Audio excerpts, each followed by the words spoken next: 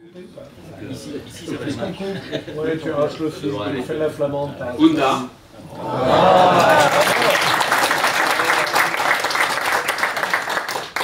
Ne m'en demandez pas trop. Que comme il n'y a pas d'office régional, d'office public pour l'instant, je ne peux pas vous en dire beaucoup plus. Faut-il que je vous aime? Parce que pour ne rien vous cacher, quand une date est fixée et qu'on me la donne, c'est assez rare que l'on puisse bien faire les choses. Et ce matin, j'aurais fait, je crois, 370 km, rien que pour vous dire ce matin que la région va tenir les engagements qu'elle a pris avec vous et devant vous. C'est juste pour ça que je suis là. Mais je sais que bien souvent la politique, surtout la politique, surtout par les temps qui courent, un peu comme l'amour, hein, les déclarations, on y croit de moins en moins, les preuves, c'est beaucoup plus important. Alors, bien évidemment, d'autres que moi auraient pu vous dire les choses, que ce soit Béatrice, que ce soit André, son présent, ou que ce soit, bien évidemment, Jean-Pierre Bataille. Il y en a aussi qui n'est pas à la région, mais qui est d'une certaine façon l'un de mes porte-parole autorisés, c'est Jean-Pierre. Mais j'ai voulu vous le dire en personne parce que je sais que les choses sont importantes pour vous. Clairement, nous avons décidé de vous aider à mettre en place, et pour que les choses soient encore plus claires, de financer également un office public de la langue flamande dans la région. Je l'avais dit par le passé, nous allons le faire. Comment nous allons le faire? En nous appuyant sur un rapport qui va être rendu très prochainement, à la fois par Béatrice et Bénédicte qui travaillent sur cette question. Je pense que le rapport le mois prochain sera rédigé et qui va nous permettre très clairement, de voir comment nous pouvons pas seulement préserver, mais aussi développer cette langue. Pourquoi on le fait? Et qu'est-ce qui m'intéresse? Je le dis, aujourd'hui, être fier de ses racines, être fier de ses origines, de sa langue, à mon sens, ce n'est pas une question politique comme certains voudraient en faire un sujet uniquement politique. Je pense que c'est quelque chose de beaucoup plus large que ça. Il y a à la fois l'attachement au patrimoine, à l'histoire, à la culture, mais il y a aussi, excusez-moi de le dire, toute une dimension de transmission au sein des familles et au travers des différentes générations. C'est comme ça que je vois aussi cette question du patrimoine. Et puis il y a aussi un autre aspect, je n'ai rien oublié, de ce qu'était la priorité de ma campagne, c'est la question aussi économique. On ne m'empêchera pas de penser que bien souvent, la réussite économique chez un certain nombre de voisins repose aussi sur la vitalité de leur langue. On ne m'empêchera pas de penser que si nous mettons l'accent sur la préservation, sur le développement, sur l'apprentissage flamand, nous aurons la possibilité d'offrir plus facilement un emploi à de nombreux de nos jeunes, voire un certain nombre de demandeurs d'emploi. Je sais bien que cette question économique, pour certains, elle est un peu plus au second plan par rapport, clairement, à la question du patrimoine, je le sais bien.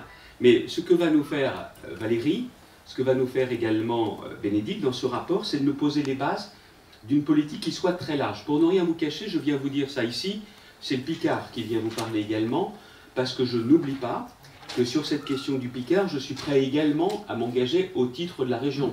Je ne suis pas là à Cassel pour vous le dire, parce que c'est vous qui êtes là. Je suis très attaché à cette question. Et d'ailleurs, je l'ai aussi indiqué, que ce soit le flamand, que ce soit le Picard, au-delà même de la mise en place de cet office régional, de cet office public, seront clairement inscrits au patrimoine culturel régional. Ça veut dire que la région devra par tous les moyens, ce sera l'engagement de l'Assemblée régionale, s'engager à la fois à préserver et à développer le Picard comme le flamand. Alors, quel est le calendrier que l'on va se fixer? Et je voudrais vous parler un peu plus des différentes modalités. Je le dis, Valérie et Bénédicte vont donc nous rendre ce rapport le mois prochain, qui a fait l'objet de nombreux échanges. Il reste encore des contacts, mais tu auras l'occasion d'en parler tout à l'heure, peut-être, Président? Oui, d'accord. Il aura l'occasion d'en parler tout à l'heure. Clairement, on ira, je ne veux pas tout déflorer, mais on ira vers la mise en place de cet office public, de cet office régional, qui sera aussi financé par la région, mais je le dis également parce qu'il y a ici des avocats talentueux du département, il est où? Donc, tu es là-bas, tu es là-bas. La région mettra financièrement. Il faut bien montrer que ça n'est pas la question et l'affaire de la seule région, du seul conseil régional. Il faudra qu'on ait aussi d'autres partenariats publics, et je l'ai dit aussi au président, d'autres partenariats également privés. Et je le dis d'autant plus que pour la région, l'argent que nous mettrons, le financement que nous mettrons, je préfère qu'il permette de financer des missions et pas seulement les frais de structure. L'important, c'est ce que nous allons pouvoir développer comme action pour justement aller bien au-delà de ce que vous faites. Et heureusement que vous êtes là et que vous avez porté toute cette question à bout de bras pendant bien longtemps. Donc, s'il y a des financements, plus que sur la structure, ce sont sur clairement des opérations. C'est la question des apprenants, c'est la question de l'apprentissage. Dans quel lieu on le fait? Pour la région, je le dis également, vous le savez, j'ai bel et bien l'intention de mettre en place des écoles de langue sur l'ensemble du territoire de la région. Bien évidemment, il y aura le flamand. Donc, comment vous allez aussi vous inscrire dedans? Parce qu'il y a l'office public, mais bien évidemment, le développement de la langue doit se faire un peu hors les murs. Et ça, c'est quelque chose, pour moi, de très important. Vous venez de me donner aussi une idée, et je le voyais justement en lisant, ça n'est pas prévu initialement. Je n'aurais pas rédigé le rapport, je suis désolé, hein, vous connaissez, hein, vous savez que je suis plutôt du genre à déranger un peu l'ordre établi. La région est prête à financer une partie du changement ou de l'ajout des panneaux à l'entrée et à la sortie des communes quand vous déciderez de le faire. Ce n'est pas les sujets qui vont nous mettre sur la paille, et de toute façon, je n'augmenterai pas les impôts à la région. Le seul impôt, c'est la carte grise. Pour le Nord-Pas-de-Calais, il va baisser pour s'aligner sur celui de la Picardie. J'estime que la région peut maigrir, que le train de vie de la région peut maigrir. Ce n'est pas Jean-Pierre Bataille qui va me le reprocher, lui qui est chargé des finances et qui dit que son président pourrait aussi maigrir un petit peu, ça ne lui ferait pas du mal. Et si, il le dit. Il n'ose pas le dire à Jean-Pierre de Colle, mais à moi il le dit. Voilà. Elle est là la vérité. Non, je suis très sérieux. Je suis très sérieux. Il m'arrive de me promener dans l'ensemble de la France, je suis curieux, je regarde tout. Et je pense que sur la question de l'identité, mais la bonne question de l'identité, pas le repli identitaire, la bonne question de l'identité, la fierté de ses origines, de ses valeurs et du patrimoine, c'est important. Et je sais qu'il y a certaines communes qui parfois sont un peu gênées. Au titre de notre politique touristique, la région financera une partie du changement ou de l'ajout des panneaux, parce que je pense que c'est quelque chose de particulièrement intéressant, important. Pour vous, non, pas seulement. Également pour un grand nombre de visiteurs de la région et de touristes extérieurs à la région. Je pense à nos voisins, bien évidemment. Donc, sur cette partie-là, je le dis, je suis prêt à ce que nous mettions en place une ligne budgétaire. Si vous voulez bien l'ajouter dans le rapport, mais enfin, après Bon, il y a ce point. Il y a un autre point qui est un peu plus décevant, mais il faut bien que vous compreniez le rôle de la région. Le rôle de la région, aujourd'hui, il est double. Il y a nos compétences. Je vous dis, la région s'engage sur la mise en place d'un institut, va financer cet institut, ça dépend de nous. Je peux vous dire oui ou non, en l'occurrence je vous dis oui, ça dépend de nous. Après, il y a un deuxième rôle pour la région, que vous sollicitez également, qui est un rôle un peu différent, mais je veux aussi être très clair avec vous. C'est celui d'un avocat, d'un VRP, d'un promoteur de la langue flamande. Et auprès de qui? Auprès des pouvoirs publics, auprès de l'État. Et là, je vais être très clair avec vous. Autant sur le premier point, si je ne le fais pas, comme on dit chez moi, je serai un thiomenteux, et je vais le faire. Mais par contre, sur l'autre point, je peux m'engager à solliciter, mais je suis comme un avocat. L'avocat, il plaide la cause. Mais ce n'est pas l'avocat qui rend le jugement, c'est le juge. Et en l'occurrence, le juge, c'est le ministère de l'Éducation nationale. Je me suis entretenu personnellement. J'ai moi-même eu l'entretien le 24 mars dernier avec Najat Vallaud-Belkacem sur cette question de la circulaire, parce que Jean-Paul m'en avait parlé et Jean-Pierre m'avait à nouveau sollicité. Je vais être très franc avec vous. Elle m'a dit que ce n'était pas possible, sous prétexte que la liste qui avait été précédemment arrêtée ne devait pas évoluer si près de son départ et de la fin de la mandature. On en pense que... Genre, attendez, j'ai passé l'âge de la politique, seule chose qui compte, enfin de la politique politicienne et tout ça, c'est pas mon sujet. J'ai beaucoup insisté, on a revu également avec ses services, mais aussi je vais aussi tout vous dire, parce qu'il faut bien comprendre que ce n'est pas seulement un sujet politique. Il y a une partie de la communauté scientifique qui met en doute la nécessité d'eux.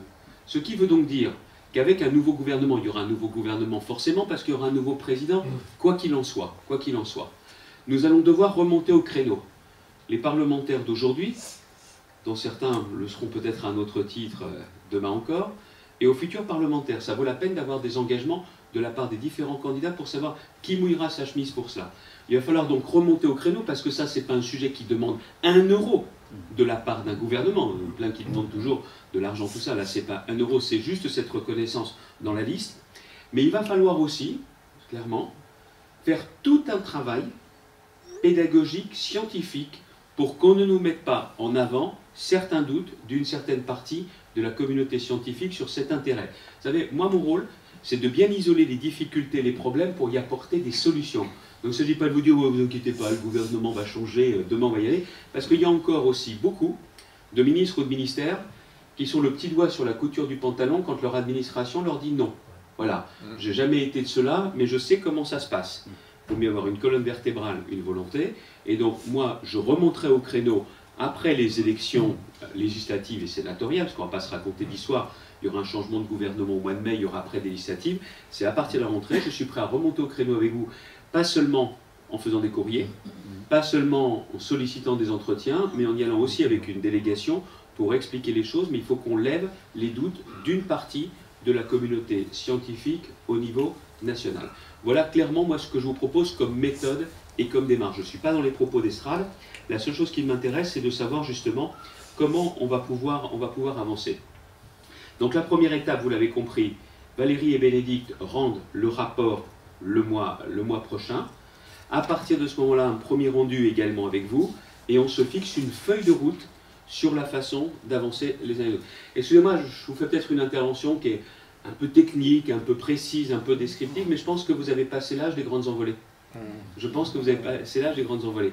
Ce que vous voulez les uns et les autres, c'est de savoir si ça va véritablement avancer, et si il va être possible à la fois de transmettre, de promouvoir la langue flamande, que ce soit dans la vie sociale, que ce soit dans la vie culturelle.